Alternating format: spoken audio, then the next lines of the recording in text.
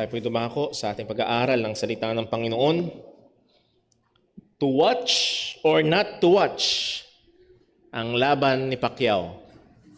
At hindi ko alam kung may resulta na. Baka mamaya mas updated ho ang iba. Pero huwag niyo munang tignan sa inyong mga cellphone ngayon. Tayo ay mag-concentrate sa ating pag-aaral ng salita ng Diyos. Well, kaya ako sinabi ho yan sapagkat I can remember na may pagkakataon na naging usapan sa umpukan ng ilang mga mananampalataya ang bagay na ito. Tama ba na manood ng boxing? At merong iba na ang kanilang paniniwala na ito ay hindi maganda, hindi tama, therefore kasalanan. At meron din namang mga pastor nagsabing, hindi, okay lang, ay sports lamang iyaan. And isa ho ito sa mga halimbawa nating masasabi sa ating patuloy na pinag-uusapan. And actually hanggang chapter 15 ay didil ni Apostol Pablo ang mga bagay na ito na merong pagkakaiba-iba sa loob ng iglesia. At meron din namang pagkakaiba-iba sa antas ng espiritualidad or maturity sa espiritualidad ng mga nasa loob ng iglesia. At dapat matutunan ng bawat isa na hindi maging sanhi ito ng pagkakabahabahagi kung hindi patuloy sa pagmamahal at pananampalataya ay tanggapin ang mga kapatid sa Panginoon na maaaring may immaturities in some places or may differences in some opinions. Pero dapat pa rin na manatili ang pagtanggap, pagmamahal at mapagpasensya na pagtuturo sa mga kapatid sa Panginoon. So nagbabalik ho tayo dito sa Romans chapter 14 at kung bibigyan natin ng pamagat yung pag-aaral natin for the last 3 weeks or 2 weeks and then this week is receiving one another in Christ. Receiving one another in Christ. At ito ho muli ang ating mensahe. Believers must receive each other because God has accepted us in Christ and must not let preferential differences divide us. Ang mga mananampalataya ay kailangang tanggapin ang isa't isa sapagkat tayo ay tinanggap ng Diyos sa pamamagitan ni Kristo at hindi natin dapat hayaan ang mga preferensyang pagkakaiba sa mga preferensya ang maghati-hati sa atin. At patuloy ho tayo sa pag-aaral na ito at patuloy natin kailangan ng tulong at gabay ng Panginoon para dito. Tayo ho muna ay manalangin. Panginoon naming Diyos, aming Ama sa langit, aming pinapasalamatan ka sa iyong biyaya, aming pinapasalamatan ka sa iyong patuloy na mga pagpapala. O Diyos, hindi dahil kami ay malusog, hindi dahil kami karapat-dapat, ay meron kaming lakas at oportunidad ngayon upang magsama-sama at sumamba. Salamat o Diyos sa biyaya mo. Salamat Panginoon sa biyaya ng kaligtasan sa pamamagitan ni Kristo Jesus. At salamat din po sa fellowship ng mga kapatiran na kung saan kami ay nakakapagpalakasan sa isa't isa. At gayon din, meron kaming pagkakataon ngayon na mag-aral ng iyong salita. Ama, turuan mo nawa kami, O Diyos, ang mga bagay na maling paniniwala o mga maling gawi sa amin ay nawa ay pakita mo ang kamalian ito, aming pagsisihan. At sa biyaya mo, Panginoon, ay ingatan mo ang iyong iglesia sa dahong ito na maging, Panginoon, sa mga pagkakataon na nahandoon ang mga differences ay matutunan namin na mahalin ang mga kapatid namin sa pananampalataya. Ikaw po nawa ang maitaas, kami po ang maibaba, at lalo't higit, O Diyos, patuloy ka magligtas ng mga wala pa kay Kristo. Dalangin namin ito sa pangalan ng aming Panginoong Hesukristo. Amen. So just a short review para ho sa ating mga napag-aralan for the last 2 Lord's Day. Nakita ho natin ang katotohanan na ang iglesia ng ating Panginoong Hesukristo ay isang bagong katawan which is binubuo ng mga Hudyo at Hentil. At doon pa lamang ay marami ng mga differing backgrounds. At sa kabila ng matinding biyaya ng kaligtasan na tayo ay ginawang bahagi ng iisang katawan kay Kristo Jesus, ang mga mananampalataya sa loob ng iglesia noon hanggang ngayon ay merong pagkakaiba-iba at gayon din may pagkakaiba-iba ng level ng maturity sa pananampalataya. At ang mga pagkakaiba-iba nito ay maaaring magdulot ng mga problema at hidwaan sa loob ng iglesia.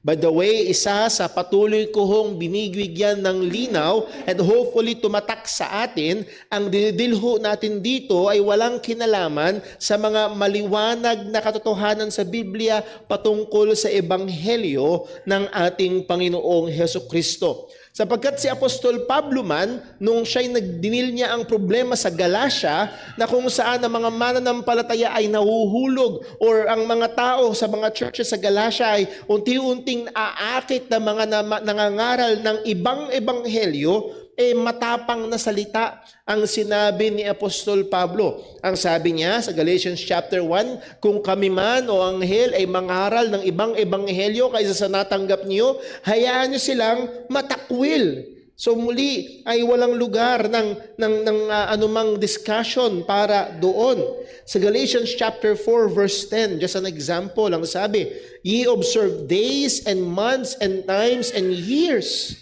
Nag-o-observe kayo ng mga bagay na ito. Pero nung sabi ni Pablo, verse 11, I am afraid of you or for you, lest I have bestowed upon you labor in vain. Baka hindi talaga kayo tunay na mananampalataya dahil bumabalik kayo sa mga bagay na ito.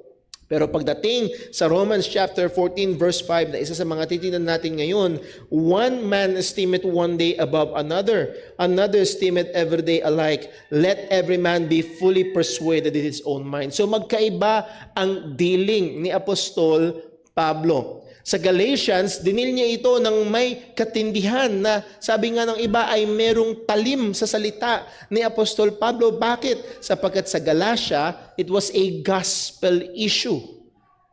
Inihahalo ito pa sa ebanghelyo. Pero pagdating sa Roma, it is a Christian liberty issue, na kung saan ang mga magkakapatid sa Panginoon ay merong pagkakaiba, at ang hatol ni Apostol Pablo, let every man be convinced or fully persuaded in his own mind. At isang bagay muli na hindi natin dapat gawin ay pagbaligtarin ito.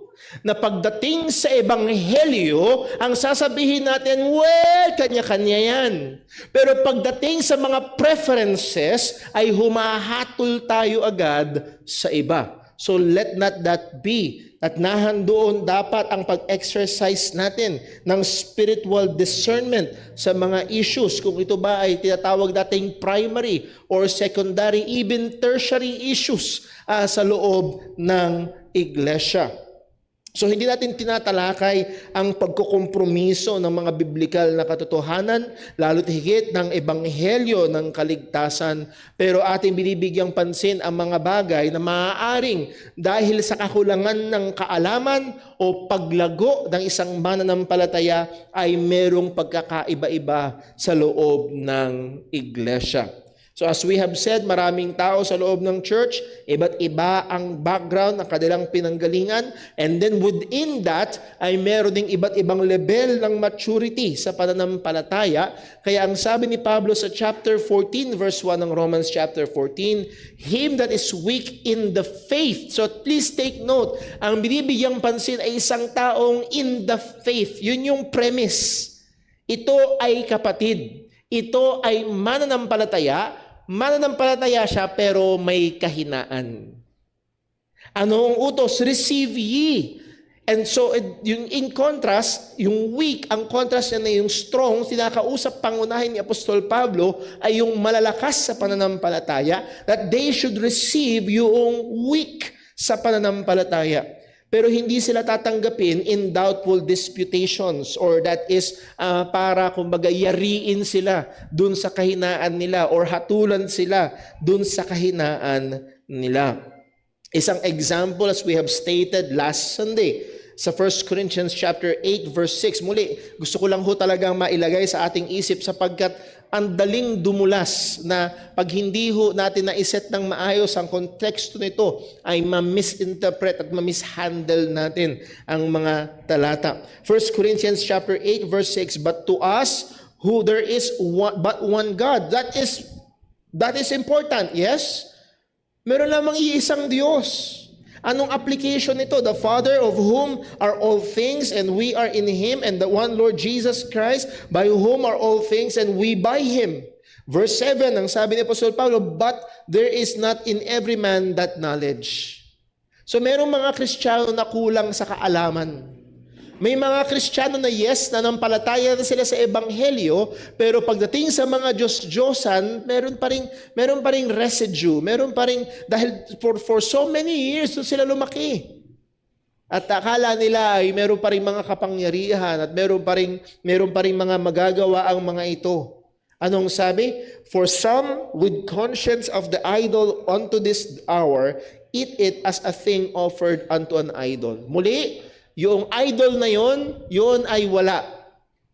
Kahoy, tanso, bato, ginto, pilak, wala yung Diyos-Diyos na yun. Meron lang iisang Diyos. Hindi marami at number one lang ang Diyos ng Biblia. No. Nang nag-iisang Diyos ay ang Diyos ng Biblia. Ang lahat ng mga Diyos-Diyosan, peke. Hindi totoo. Parang pera, yung peking pera, anong halaga nun? Wala. Anong magagawa nun? Wala. Ganon din yung mga Diyos-Diyosan, walang magagawa yun. Kaya ialay mo man yung pagkain doon, walang epekto. Parang yung peking pera, ibayad mo man sa Walter, walang mabibili. So, ngunit hindi lahat ay may ganong kaalaman. Meron pa rin mga mananampalataya na apektado pa rin sila ng mga Diyos-Diyosan. At ang sabi ni Apostol Pablo, unto this day, their conscience is affected by that idol. Na pag kinakain nila yun as a thing offered to an idol. Pero wala naman talaga. At ang mahirap ay ito, and their conscience being weak, again, merong immaturity, is defiled. So narito ang utos sa atin ng Panginoon. So muli, hindi pinag-uusapan dito ang mananampalataya at hindi mananampalataya. Ang konteksto ng Romans chapter 14 is our relationship with fellow believers, mga kapwa mananampalataya, particularly sa loob ng iglesia, at merong mga Kristiyano doon na may kahinaan at ang dapat gawin na to receive, to welcome. Hindi hatulan, hindi sipain, hindi baliwalain, kung hindi i-welcome. Yakapin. Ito ang utos sa atin ng Diyos. Not for the purpose ng magpasa tayo ng hatol sa kanilang mga immature opinions or mga kaisipan, kung hindi, as we have stated last Sunday, in love and patience, ay akayin sila at turuan sila hanggang sila ay lumago sa pananampalataya. At ang binigay na example ni Apostol Pablo sa verse number 2 ay ito, verse 2, Romans 14. For one believeth that he may eat all things, another who is weak eateth herbs. Muli, hindi ito verse laban sa mga vegetarians. Again, sa paniniwala nila, merong malago sa pananampalataya, alam niya yung liberty niya na meron siya kay Kristo, he eateth all things.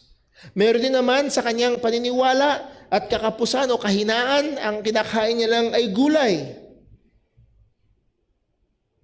At nahandoon yung kanilang pagkakaiba. So pwedeng magkaroon ng pagkakaiba sa loob ng iglesia. At ang dapat gawin ng isang malakas na mananampalataya ay hindi i-despise yung kapatid niya sa Panginoon, but to receive Him. Ang dapat gawin naman ng mahinang mananampalataya, hindi hatulan yung malakas na mananampalataya, kung hindi to receive Him. At ibinigay ni Apostol Pablo ang dahilan sa verse number 3. Romans chapter 14 verse 3. Let not him that eateth despise him that eateth not. Again, yung despise, ituring na walang kwenta, ituring na wala akong pakialam.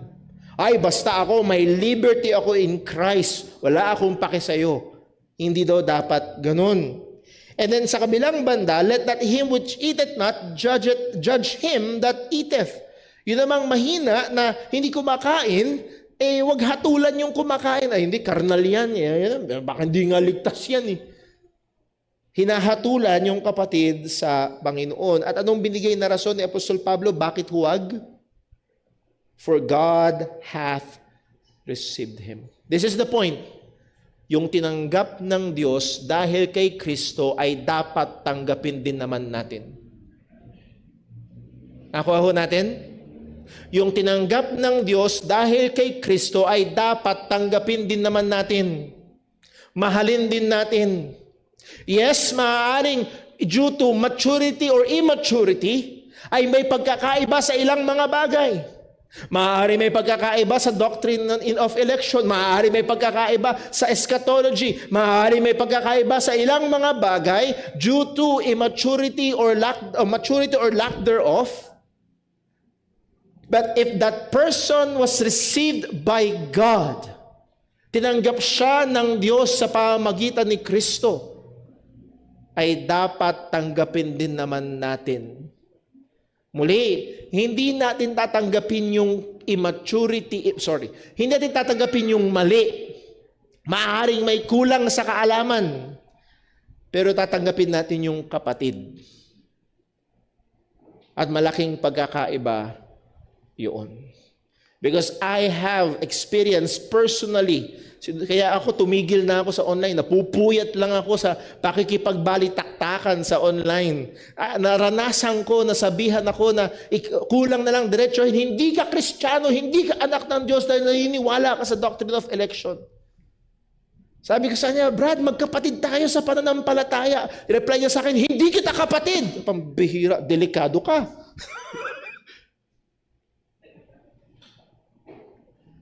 Hindi pa tayo naniniwala sa parehong ebanghelyo. So muli ho, may danger. Kaya pakaingatan ho natin na baka mamaya ay dinidespise natin ang tinanggap ng Diyos o hinahatulan natin ang tinanggap ng Diyos. Muli ho, pagdating sa gospel issue, matalim si Apostol Pablo. Pero pag mayroong mga minor or secondary differences, exercise natin ang pagmamahal, ang pasensya, o kinakailangan ay pagtuturo. Because God hath received him. Now, nung nakaraang Sunday, sa biyaya ng Diyos, sa fellowship, pagkatapos ho ng gawain sa lunch fellowship, minsan mga kapatid, subukan yung dito mag-lunch. Ang sarap, may mga pagkakataon na makapag-fellowship sa mga kapatid na ibahagi sa akin ng isang kapatid ho natin, yung isang nabasa niya na aklat, or I don't know kung gaano siyo aklat, pero ang may kinalaman doon sa tyranny, the tyranny of the weaker brother. Na kung saan, kasi ganito ang tendency, yung mahina sa pananampalataya, ang tendency niya siya ang maging legalistic. Bawal to, bawal to, bawal to. Bawal manood ng sine, bawal mag-short, bawal magpantalon ng babae, bawal hawiin sa gitna ang buhok ng lalaki, bawal hatiin sa gilid ng buhok ng babae, ang palda ng babae hindi pwedeng hanggang tuhod lang, dapat hanggang sayad, hanggang sahig. Ang tendency na maging legalistic ay ang mga mahina sa pananampalataya. And sadly, pwede itong dumulas. Para kay Apostol Pablo, the weaker brother ay yun yung immature. Kulang sa paglago, kulang sa application ng kaalaman, ng meron na biyaya, ng kaligtasan na meron kay Kristo. Ang tendency ng mga mananampalataya ay maging legalistic. They create and make additional rules and laws. Sila ay gumagawa ng mga dagdag na mga batas. At ang nangyayari ay ito, the tyranny happens kapag ang mahinang mananampalataya ay dinedemand niya, often in judgment, dinedemand niya ang ibang mga kapatid sa pananampalataya na mag-conform sa kanyang mga legalistic preferences. Dapat ikaw din. Dapat ang palda mo abot sa higdin. Dapat lagi ka ring nakapalda. Dapat laging King James. Dapat laging... At ia-apply niya yun sa lahat. Ano nangyayari? Ang nagiging basihan ay yung immaturity. Ang nagiging pamantayan ay yung weakness. No, ang goal is to be strong. Ang goal is to grow. Kaya nga ang dapat gawin nung strong sa pananampalataya ay yung mahina sa pananampalataya ay tanggapin niya. And as we have paulit-ulit na ini-state natin last Sunday is with patience and love ay turuan, gabayan, tulungan, kagaya nung ginawa kay Apollos. Tinuruan. para mas maunawaan niya. Hindi baliwalain, hindi isang tabi na lamang, kung hindi nahado ng pagtanggap. So muli, dahil sila ay tinanggap ng Panginoon. Warning, let us be careful in despising or judging fellow children of God because of preferential or secondary matters. Bantayan natin yung ating mga sarili na ang mangyari o gawin natin ay i-despise, baliwalain natin, or mangyari ay hatulan natin ang ibang mga tinanggap ng Diyos dahil sa mga secondary preferential na mga bagay. Pagdating sa verse number 4, merong ditong tanong si Apostol Pablo, "Who art thou that judges another man's servant?" Yun yung actually, ang medyo mas may diin dito ay yung weaker brother. Dahil ito yung nagja-judge, madalas siya yung nagja-judge. Sino ka para humatol? Now, hindi lang ito delikado do sa weaker, meron ding panganib ito do sa mga malalakas na mananampalataya. Nevertheless, sino ka para humatol? Hahatulan mo yung alipin ng iba, sabi ni Apostol Pablo, to his own master he standeth or falleth. Muli, wag niyo sana pagkamalian. Brother Paul, ibig sabihin, hayaan na lang natin yung mga nananampalataya sa ibang ebanghelyo. Hindi yun ang point. Huwag niyo sanang mamiss, mga kapatid. Ang punto nito ay in-house. Kasama sa pamilya, kapatid sa pananampalataya ang pinag-uusapan dito. Hindi pinag-uusapan dito ang mga taong naniniwala sa ibang ebanghelyo. Pag ang tao ay naniniwala sa ibang ebanghelyo, ibig sabihin, for example, naniniwala siya ng kaligtasan ay sa pamamagitan ng pagsunod sa 10 utos, I can rightly judge according to the scripture na patungo sa kapahamakan ng taong iyon. Pero kung narito tayo sa loob ng isang iglesia, tayo ay magkapatid sa Panginoon. Nauubusin ko ang aking panahon at uubusin ko ang aking enerhiya para hatulan ang lahat ng may pagkakaiba sa akin. Yun ay mapanganib na kalagayan. Bakit? Ang sabi ni Pablo, bakit mo hatulan? To his own master he standeth or falleth. Translation, mananagot siya sa kanyang Panginoon. Mananagot siya kay Kristo. Yea, he shall be holden up, for God is able to make him stand. Yung tao, yung kapatid sa Panginoon na maaari may pagkakaiba sa iyo, kung siya'y tunay na mananampalataya, siya'y susustentuhan ng biyaya ng Diyos at magpapatuloy siya sa pananampalataya. He is able, God is able to make him stand. Muli, itong sinabi ni Apostol Pablo ay hindi nagbabawal sa lahat ng uri ng paghatol. Alam niyo yung madalas kinukote yung Matthew 7 verse 1? Pag merong kapatid o meron tayong kaibigan na merong problema, tas gusto mo siyang i-approach para sabihin yung problema niya, ang madalas sasabihin sa'yo, "Huy, judge not! Judge not!" Sabi ng Bible, huwag kang hahatol. Walang context ho nito ay napakahalaga. Muli, hindi nagbabawal ang Biblia sa lahat ng uri ng paghahatol. Ang pinagbabawal sa Matthew chapter 7 ay ang ipokritong uri ng paghahatol. Na napakasipag mo manghatol ng iba, pero hindi mo tinitingnan ang sarili mong dumi. Ang ginagawa mong pamantayan sa iba ay ang sarili mo. Yun ang pinagbabawal sa Matthew 7 verse 1. Ang context sa Romans chapter 14 ay napakahalaga. In matters that are not doctrinal or moral and that are neither commanded nor forbidden sa scripture, even in secondary issues. Yun ang binibigyang pansin dito. Ang personal na assessment ng mananampalataya of other believers does not at any least affect their standing before the Lord. Ano ibig sabihin? Magbibigyan ko halimbawa. Ay, ang taong yaan, pambihira. Ito yung Kristiyanong babae na yun, laging nakapantalon. Naku, hindi Kristiyano yan. Anumang sabihin nito na hindi Kristiyano yun, may effect? Wala. God is able to make him or her stand. So, huwag natin gugulin doon, huwag natin ubusin doon ang ating panahon. Again, sa context ng Romans chapter 14 is dealing about believers in the church.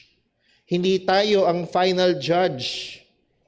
Maaari din naman ang isang kapatid sa Panginoon ay may kahinaan, merong immaturity, but the God who sustains the strong believer is also the God who will sustain the weak believer. So naroon ang panganib na tayo ay mahulog sa ang ubusin natin ang ating oras para subukang husgahan ng iba at subukan natin silang ikomporme sa ating mga sariling preferensya. Na nagbigay pa ng isang ilustrasyon si Apostol Pablo sa Romans chapter 14 verse 5. Mula sa pagkain, tumungo naman si Apostol Pablo sa pag-oobserba ng mga araw. One man esteemeth one day above another esteemeth every day alike. Let every man be fully persuaded in his own mind. Marami ang nag-agree na sinasabi dito ni Apostol Pablo, pinapatungkulan ni Apostol Pablo dito ang mga Jewish holidays. Dahil ang mga Hudyo ay maraming holiday. Meron silang inoobserba na weekly, which is the Sabbath. Meron silang inoobserba na monthly. Meron silang mga inoobserba na weekly, na yearly. Mga iba't ibang mga festives, mga holidays or festivities na mga Hudyo. At maaaring merong Hudyo na naligtas na. Okay, naligtas na. Pero doon siya lumaki. Baka naghahanda pa rin siya ng unleavened bread tuwing Passover. Baka inoobserbahan pa rin niya yung ilang mga bagay. Not because para maligtas siya, not to gain righteousness of his own merit, but because yun na yung kultura nila. Yun yung nakaugalian nila. At maaaring na yun, sila'y nakatingin na kay Kristo habang sila-celebrate ang mga ito. At ang mga hintil naman ay madalas wala ng mga ganitong bagay o baka mamaya meron silang mga kinaugalian din naman ng mga festivities na dala-dala nila nung sila ay naligtas. As we have given the example last Sunday ng Pasko. May mga Kristiyano o mas maraming mga Kristiyano nagse-celebrate ng Pasko, but I have met Christians na hindi sila nagse-celebrate ng Pasko. Una, saan sa Biblia na inutos na mag-celebrate ng Pasko? Pangalawa, kailan ba pinanganak si Kristo? Now, kung gusto mong itangi ang araw na yon para alalahanin at pasalamatan ng Panginoon, purihin ang Diyos. Pero kung para sa iyo, hindi, ayaw mo, purihin ang Panginoon. Pero hindi marapat na umupo tayo, nahahatulan natin yung ating kapatid. Again, kapatid na tinanggap ng Diyos. Huwag isipin nung hindi nagsa-celebrate, ako'y mas banal kaysa sa iyo kasi kayo nagpapasko. Huwag mo naman isipin, hindi, mas malapit ako kay Lord kasi inaalala ko yung kapanganakan ni Jesus, ikaw ayaw mo. In matters that are not specifically commanded and forbidden sa salita ng Panginoon, it is always wrong to go against conscience. Bakit ang sabi ng salita ng Panginoon, let every man be fully persuaded in his own mind. Ibig sabihin ito, dapat nahandon yung hindi lang basta ito nakaugalian, kung hindi nahandon na persuade talaga tayo. Hindi mo lang basta hiniram kung hindi pinag-aralan at kaya mo ito tinitinigan. So ang punto nito, ang trajectory nito mga kapatid, ang direction nito ay patungo sa paglago. You must be persuaded in your own mind. At kung ikaw ay persuaded na ito talaga ang tama, ang sabi ng salita ng Panginoon ay gawin mo ito. To go against our conscience, therefore, is to do what we believe is wrong. Pag nilabanan mo yung muli, ang konsensya ay isang napakagandang bagay na binigay sa atin ng Diyos para ito yung mga pangunang warning sa atin. At sadly, mayroong mga taong manhid na ang konsensya, sabi ng salita ng Diyos, whose conscience are seared, makalyo na, hindi na nakakaramdam, hindi na sensitive. Pero kung sa biyaya ng Diyos, tayo ay informed ng salita ng Diyos at nire-receive natin ang mga katotohanan ng Panginoon, ating konsensya ay na-exercise, therefore, may mga bagay na mas sensitive tayo. At kung sinasabi ng ating konsensya, hindi, wag mo kainin yung inalay sa Diyos-Diyosan, wag. Huwag. So huwag natin labanan ang ating konsensya at huwag din naman nating itulak ang ilang mga kapatid natin sa Panginoon na kung para sa kanila ay mali yun. Halimbawa, let's just go again do sa example, boxing. I have heard may mga Kristiyano na ayaw, kasalanan para sa kanila ang manood ng boxing. Di huwag mong pilitin. Di huwag.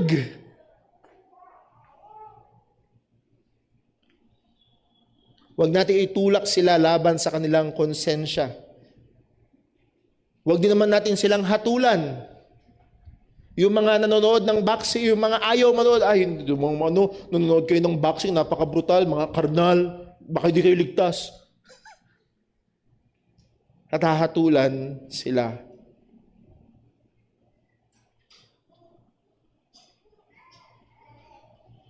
Ano ang pwedeng gawin ng mga malalakas sa pananampalataya?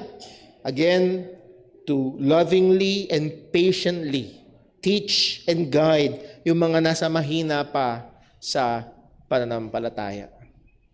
So muli, ang kailangan nating balikan na ito, unang dahilan kung bakit sila dapat tanggapin, because God has received them. Pangalawa, dahilan bakit sila kailangan tanggapin, because God is able to cause them to stand.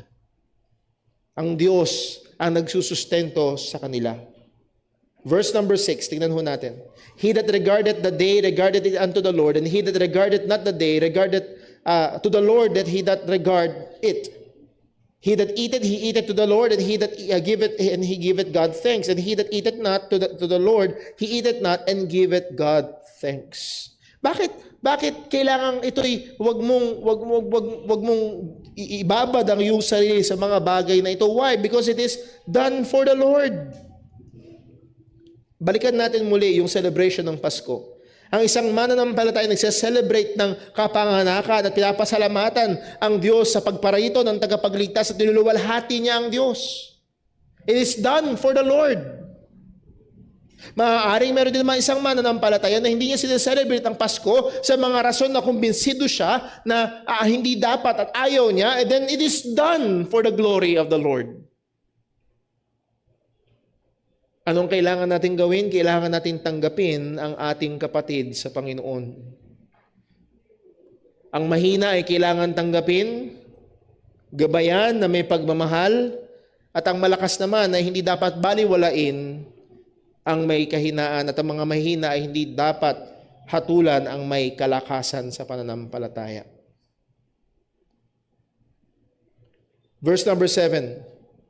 At ang sabi ni Apostol Pablo ito, for none of us liveth to himself, and no man dieth to himself. Sa unang basa, ano to? Bakit ito sinasabi ni Pablo? Walang nabubuhay para sa kanyang sarili, walang namamatay para sa kanyang sarili. Muli, ano ang context nito? Mga Kristiyano.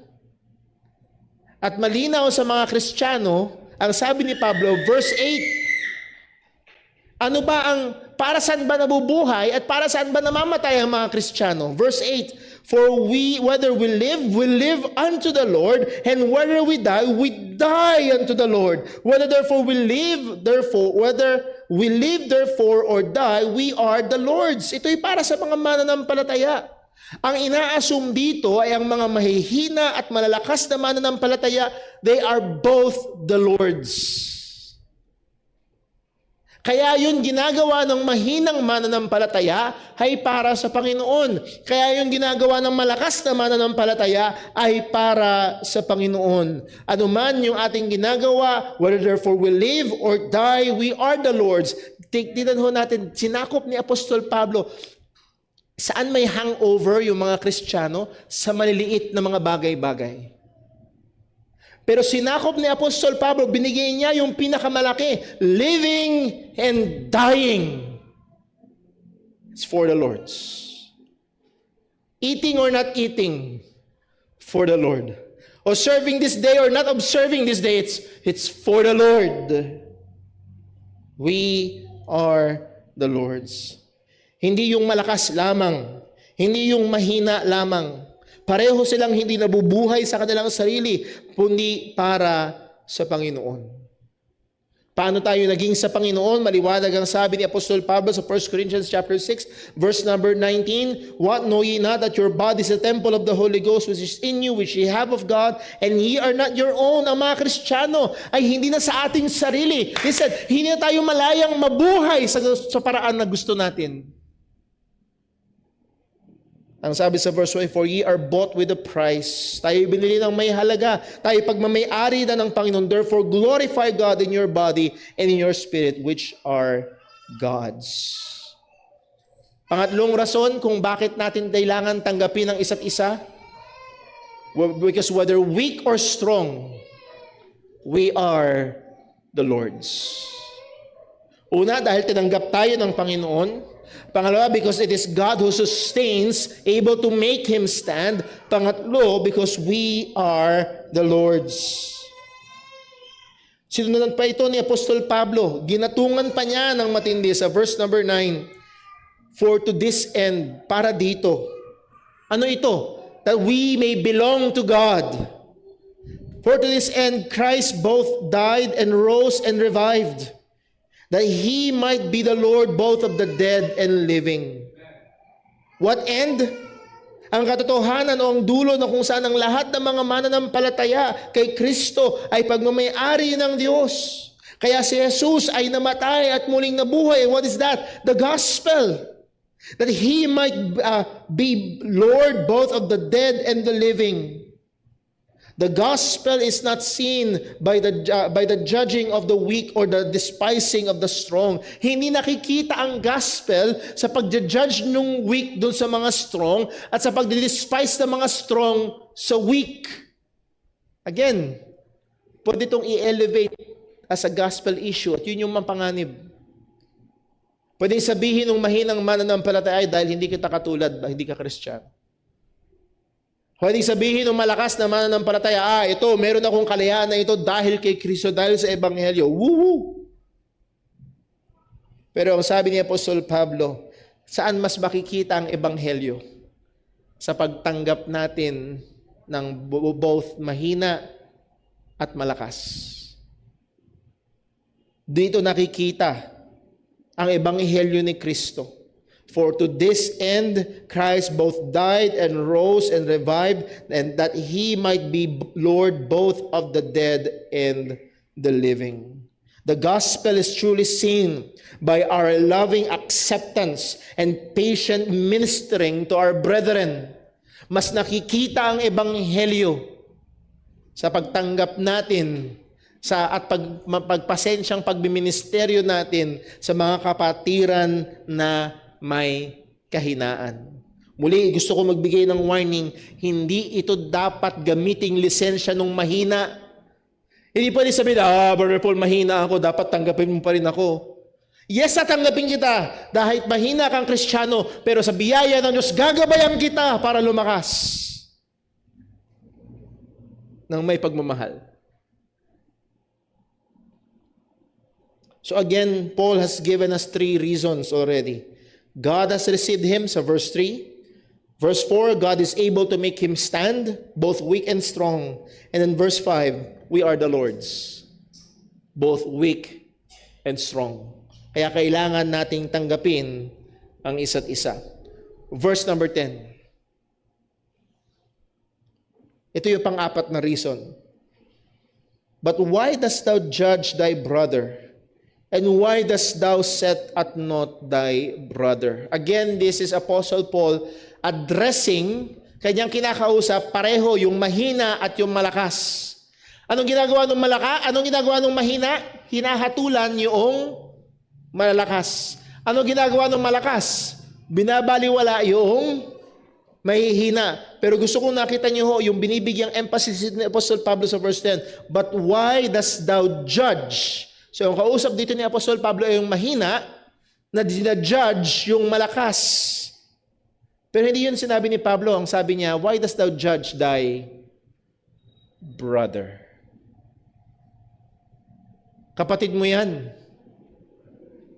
At sa kabilang banda, ang sabi ni Apostol Pablo, why dost thou set at naught? Bakit mo binabaliwala? Again, thy brother.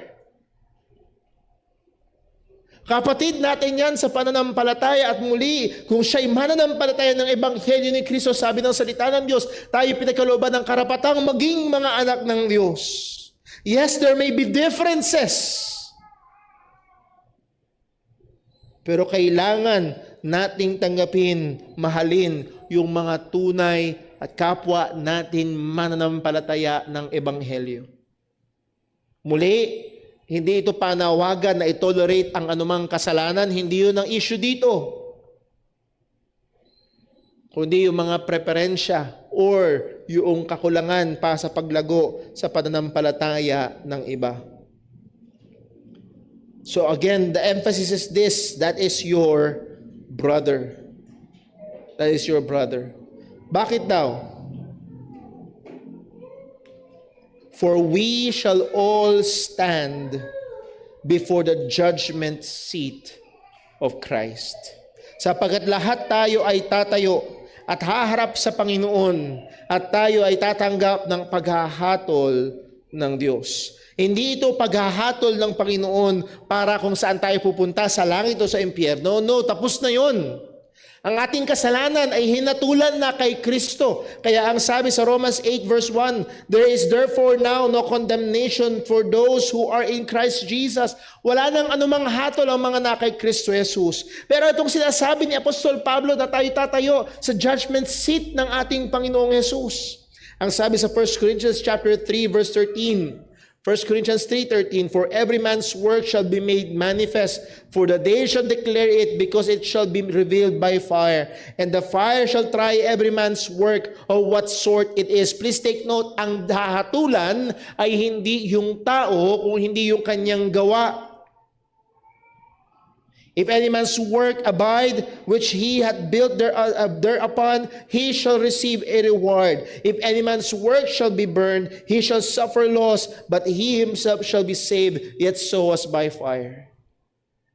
So hindi ho pwede na sa isipin, well, basta ako'y Kristiyano na, tinanggap ko na si Kristo, pupunta ako ng langit, wala akong pakialam sa paglilingkod. No, hindi yun option.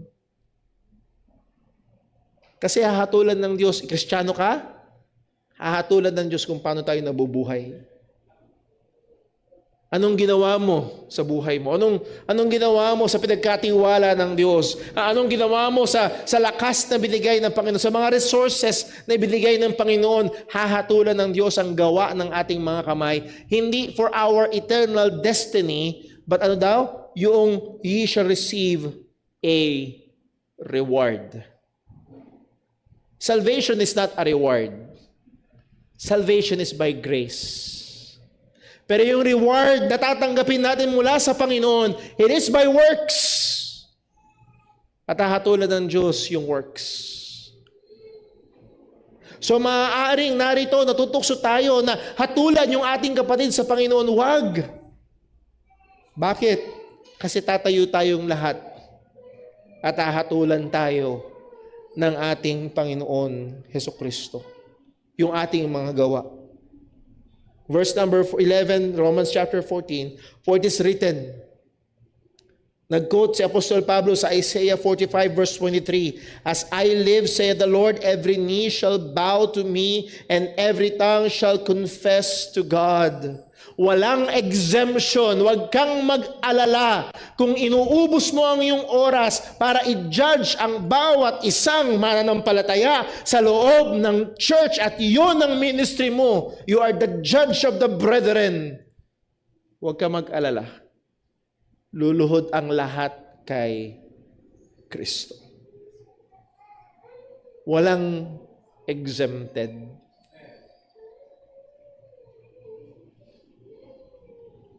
The strong brother, the weak brother, will both stand before God. So hindi ito dapat magtulak sa atin na baliwalain. Ating tulungan yung kapatid na mahina. O kapatid, nasa isip natin itong kapatid na ito ay darating sa paghahatol harap kay Kristo. In love and patience, i-minister natin siya. Verse number 12, dito tayo matatapos. So then every one of us shall give account of himself to God. Ito ang mapanganib. Pag ang gusto natin, bawat member ng church, kapatiran, will give account to us. Na tayo ang judge, tayo ang patakaran, tayo ang standard. Why? Bakit hindi pwede? Kasi magkakaiba-iba tayo ng antas ng paglago. And syempre, kung ikaw, let's say, ikaw ay malago sa kumpara sa isang kapatid, anong magiging hatol mo sa kapatid? So, hahatulan ng Diyos. Anong kailangan natin gawin? Receive. In love, in patience, and grace, receive. Muli, hindi i-compromise ang katotohanan. Hindi i-compromise lalo na ang ebanghelyo. Hindi ito tolerate ang kasalanan. Hindi yun ang usapan. Pero mamahalin ang kapatid sa Panginoon na maaaring may kakulangan sa paglago sa pananampalataya. Nawa, bilang isang iglesia, tulungan tayo ng Panginoon. Bakit? Kung ang iglesia sa Roma ay pwedeng mahulog sa ganitong magulong problema, maging sa atin din mga kapatid. Tulungan nawa tayo ng Panginoon. Na yes, there will be differences. And guess what? There are.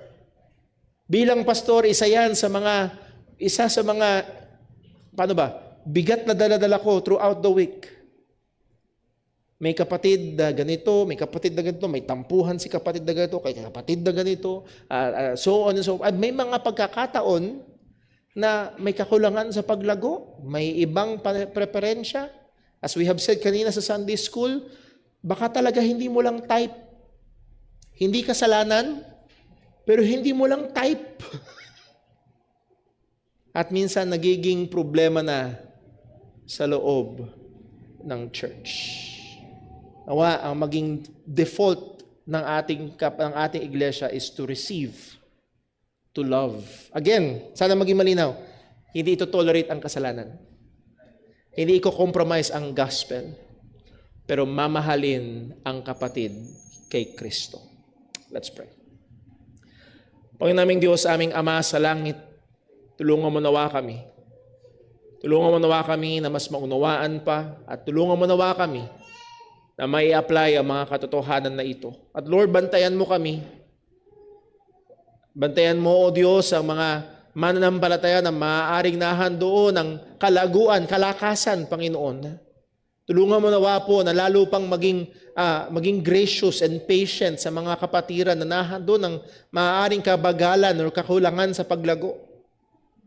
At ganyan din naman, Panginoon, ang nahandun pa rin ang immaturity sa pananampalataya. Tulungan mo po nawa na hindi mahulog sa paghahatol na sa mga mananampalataya na nahandun na ang kalaguan. Kundi kapwa o Diyos matutunan ang pagmamahal, ang pagtanggap sa mga kapatid namin na tinanggap mo rin naman. O Diyos, ingatan mo po nawa ang iglesyang ito. Ilayo mo kami sa Panginoon sa mga gulo na dulot ng hindi pagsunod at hindi pag-a-apply ng iyong mga salita. Tulungan mo po ako, O Diyos, lalo higit bilang pastor. Tulungan mo po ang bawat miyembro, bawat bahagi ng iglesyang ito. At nawa, ikaw ang patuloy na maluwalhati. Ingatan, tulungan mo po kami, lalo higit mahabag ka, O Diyos, sa mga wala pa sa tunay na pananampalataya kay Kristo. Ipakita mo sa Kanya, O Diyos, ang Kanyang pagiging makasalanan at si Kristo na tanging tagapagligtas ng mga makasalanan. Pagpalain mo po, O Diyos, maging aming pag-oobserba ng Lord's Supper at ikaw po nawa ang maluwalhati. Dalangin namin ito lahat sa ngalan ng aming Panginoong Hesukristo. Amen.